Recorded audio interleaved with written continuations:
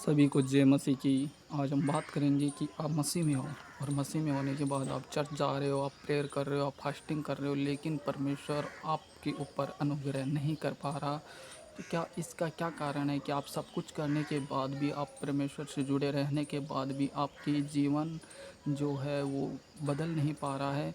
तो आज हम इसी पर बात करेंगे कि परमेश्वर में बने रहने के बाद भी लोगों का जीवन क्यों नहीं बदलता, क्यों वो अब गरीबी में संघर्ष कर रहे हैं, क्यों वो डिप्रेशन में हैं, क्यों वो बहुत ही परेशान वाली ज़िंदगी में जी रहे हैं।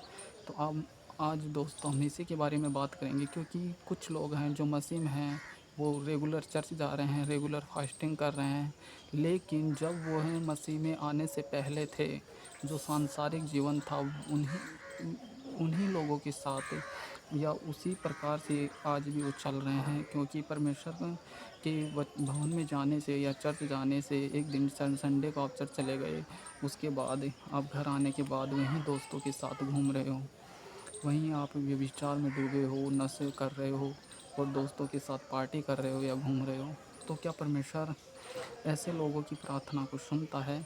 क्या ऐसे लोग परमेश्वर में ग्रेस पा सकते हैं? तो आज हम इसी के बारे में बात करेंगे दोस्तों आपने देखा होगा कि आप जब मसीह में नहीं थे, उससे पहले आप एक सांसारिक जीवन जी रहे थे, लेकिन जब आप मसीह में आए, आपने परमेश्वर का वचन सुना। लेकिन आप वचन सुनते हो जब तक कि आप चर्च में रहते हो, उसके बाद आप घर आते हो और आप फिर वही काम करने लग जाते हो, जैसे कि एक सांसारिक व्यक्ति करता है। तो दोस्तों आपको अगर मसीह में बना रहना है और अगर मसीह आप चाहते हो कि परमेश्वर का ग्रेस आपके ऊपर हो, तो आप जो परमेश्वर का वचन कहता है आपको ऐसा करना होता है। परमेश्वर का वचन मत्ती में कहता है कि व्यभिचार नहीं करना, चोरी नहीं करना, झूठी गवाही नहीं देना, और आप ये सब लोग कर रहे हो कि आप नशा नहीं करना। परमेश्वर कहता है कि नशे से दूर रहना, व्यभिचार से दूर रहना और झूठे लोगों से भी दूर रहना। लेकिन लेकिन आप ये सब कुछ नहीं कर पाते, क्योंकि आप जब चर्च जाते तो आपको लगता है कि परमेश्वर में हम बने हुए हैं और परमेश्वर हमारी प्रार्थना सुन लेगा।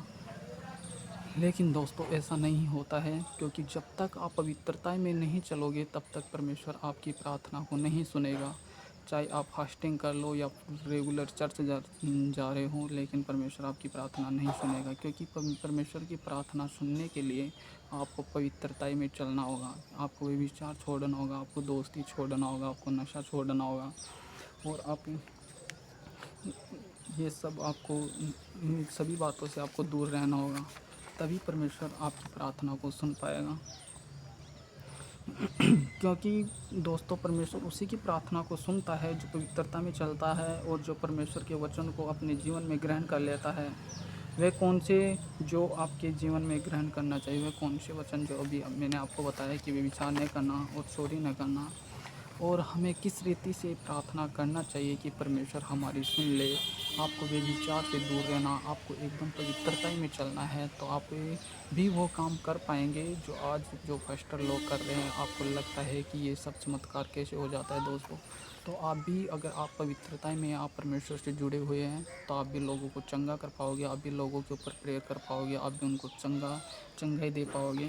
तो आज हम बात करेंगे कि परमेश्वर के से हमें प्रार्थना करना चाहिए, उस किस प्रकार से करना चाहिए। हम पढ़ेंगे मत्ती अध्याय 6 उसकी 5 आयत को, और हम देखते हैं कि परमेश्वर से किस प्रकार से हमें प्रार्थना।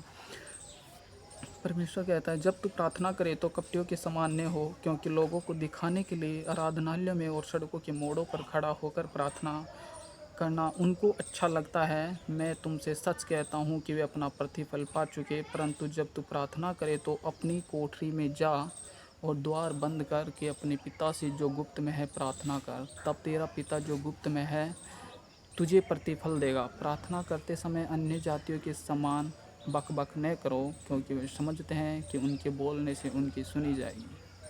तो आपने देखा है दोस्तों कि परमेश्वर कहता है कि आप दिखाने के लिए प्रार्थना ना करें, आप आराधनालयों या सड़कों पर खड़े होकर के प्रार्थना ना करें। परमेश्वर कहता है कि आप जाओ, अपनी कोठरी में जाओ और अपने कोठरी के दरवाजे बंद करके आप प्रार्थना करें, और जो गुप्त में है उससे प्रतिफल, जो गुप्त में है पिता उससे बातें करें, तुझे प्रतिफल देगा। प्रार्थना करते समय अन्य जातियों के समान बकबक न करें, क्योंकि वे समझते हैं कि उनके बोलने से उनकी सुनी जाएगी। और परमेश्वर कहता है कि आप अन्य जातियों की तरह बकबक ना करें, कि आप एक ही चीज़ को बार बार परमेश्वर के सामने ना दोहराएं, क्योंकि वे समझते हैं कि उनके बोलने से उनकी सुनी जाएगी। और परमेश्वर कहता है कि वो लोग सोचते हैं कि अगर हम ज़्यादा बोलेंगे या अधिक बोलेंगे, एक ही बात को हम 10 बार बोलेंगे, क्या परमेश्वर उसको वो सोचते हैं कि परमेश्वर उसको जल्दी सुनेगा। इसलिए उनके समान न बनो, क्योंकि तुम्हारा पिता मांगने से पहले ही जानता है कि तुम्हारी क्या आवश्यकताएं हैं। क्योंकि परमेश्वर कहता है कि वो जो हमारे पिता है वो हमारे बोलने से पहले ही जानते हैं कि हमें किस चीज़ की आवश्यकता है। तो अतः तुम इस रीति से प्रार्थना किया करो, हे हमारे पिता, तू जो स्वर्ग में है, तेरा नाम पवित्र माना जाए, तेरा राज्य आए, तेरी इच्छा जैसे स्वर्ग में पूरी होती है वैसे ही पृथ्वी पर भी हो। हमारे दिन भर की रोटी आज हमें दे, और जिस प्रकार हमने अपने अपराधियों को क्षमा किया है वैसे ही तू भी अपराधों को क्षमा कर।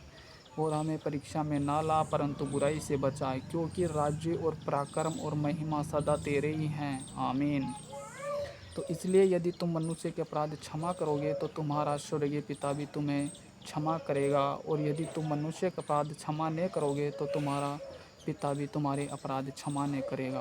तो मेरे प्रियो, आपने देखा होगा कि परमेश्वर से हमें किस प्रकार से, किस रीति से प्रार्थना करना चाहिए। और अगर आप मसीह में हो तो आपको ये विचार से, नशे से, इन सभी चीज़ों से दूर रहना है दोस्तों, क्योंकि परमेश्वर का ग्रेस पवित्रता ही में आता है। पवित्रता ही लोग ही चंगे हो पाते हैं। और सभी को जय मसीह की।